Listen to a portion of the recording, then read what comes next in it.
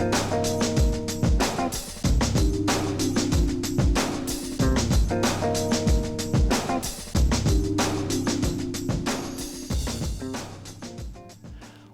to the 2022 State of the City and Schools address.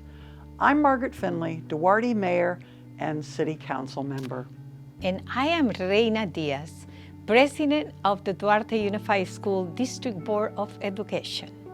It's been a few years since we've been able to host a State of the City and Schools address due to the limitations caused by the pandemic. We're very excited to be welcoming everyone back in person. To kick off our night, we invite you to enjoy this recap video of our accomplishments in 2021 and a preview of a great 2022 to come. The start of 2021 found us still deep into the effects of the COVID-19 pandemic. When school resumed in January, we were still completely remote as students continue to participate in a robust learning program. As many of our city facilities closed to the public, Duarte City Council and staff worked tirelessly to keep our communities safe. Duarte residents are directly to be thanked for this. Their choice to pass Measure D generated the revenue that enabled the city to maintain our level of services during this unprecedented time. In addition to maintaining services for our residents, the city donated masks to local service partners such as Foothill Unity Center and Foothill Family Services, partnered with the American Red Cross to host 6 blood drives at our community center. And with the help of our public safety and CERT team, we were able to assist the school district and City of Hope in holding multiple drive-through vaccination clinics. Duarte Unified was the first school district in the region to have a partnership to host and facilitate a regional vaccination site in collaboration with City of Hope, and we are proud to have been able to provide over 8,000 vaccinations. In addition to keeping our residents physically safe, it was important to council members that staff adapt our city programs to keep our community connected during the pandemic. Seniors were able to pick up meals and other food staples through our mobile food bank. Recreation leaders went that extra mile to drop off Valentines to our more homebound seniors to remind them that we are here and they are not alone. And many of our city events were turned into drive-through experiences to bring fun, safe celebrations to our youth. As we entered spring, we were excited to be able to bring back our students and staff to a format of choice, either a hybrid model of 100% distance learning. Our sports teams also returned for condensed seasons, and our bands and choirs resume exercising their vocals and playing their instruments.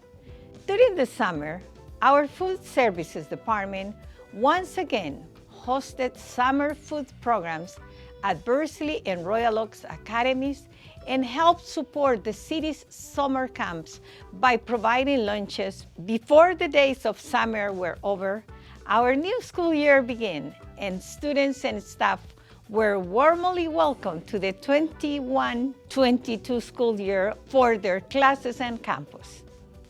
We sure are lucky to live in sunny Southern California because as COVID restrictions loosened, we were very excited to greet our residents again in some wonderful outdoor events and programs that were hosted by our Parks and Recreation Department and our Public Safety.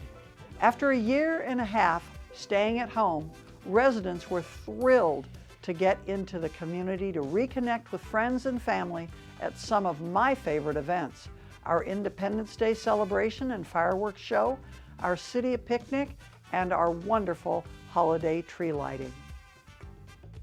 As the new school year started in the fall, it didn't take long for our students and staff to settle back into campus life, and our students share their favorite things about their school.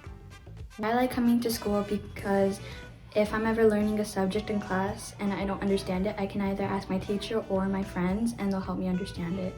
I'm a part of the dual immersion program because I have a family member at home that can only speak Spanish. So not only am I learning at school, but I'm also learning at my house too. The library, because you can read, grow knowledge, color, and learn new things. My favorite thing about MIT is that they allow you to have a good balance between your life and school. So I was allowed to get ahead and go to Pasadena City College. So I was able to go to MIT and Pasadena City College at the same time and was able to balance out the both, and I got a lot of good college credits. So would you do it again if you could? Yeah, I definitely would. We agree with all of them. Duarte Unified had the honor of being the home to 2 staff members for receiving distinguishing award from the County of Los Angeles. Mrs. Leslie Bartlett was one of the only 16 educators in the county to be named 21-22 Los Angeles County Teacher of the Year. We also had Mr. Rick Crosby, Assistant Superintendent of Personnel, named Los Angeles County 2021 Human Resources Cabinet Member of the Year.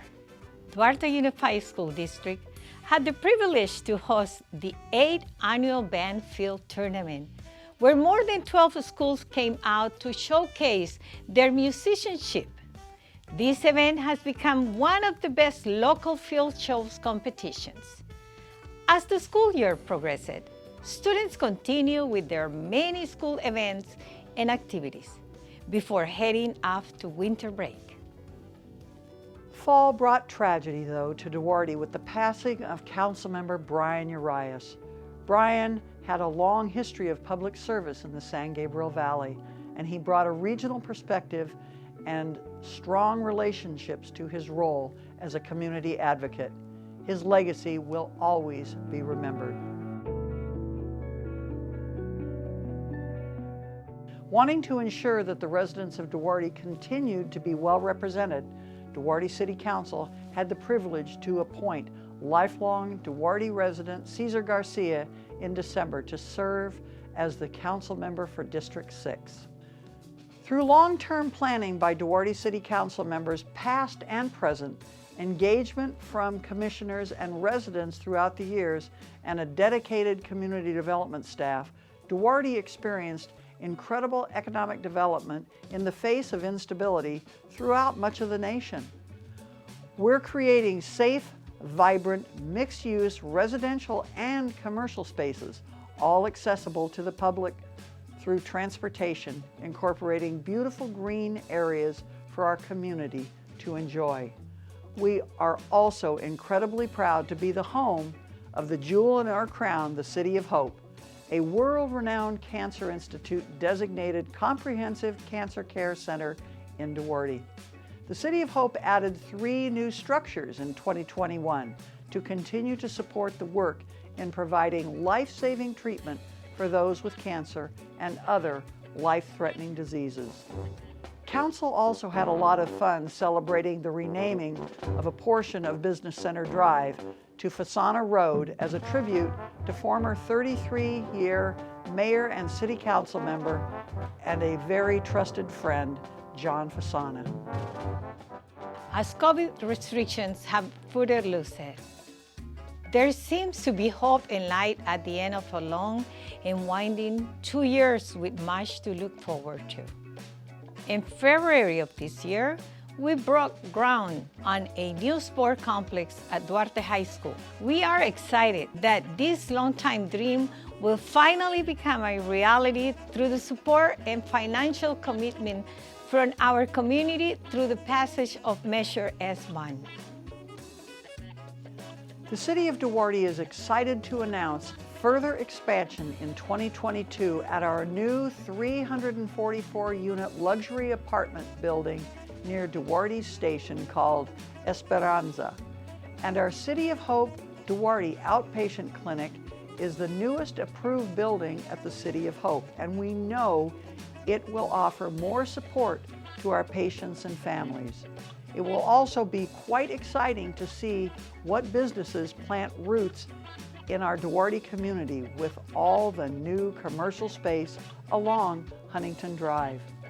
Duarte was one of the few cities in the San Gabriel Valley to keep City Hall open, even if by appointment only, during these past 2 years.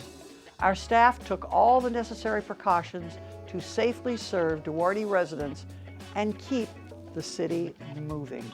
A huge thanks to our City Manager, Dan Jordan, Assistant City Manager and Administrative Services Director, Kristen Peterson, Community Development Director, Craig Hensley, Public Safety Director, Brian Villalobos, and Parks and Recreation Director, Manuel Enriquez, for guiding our teams through a difficult time.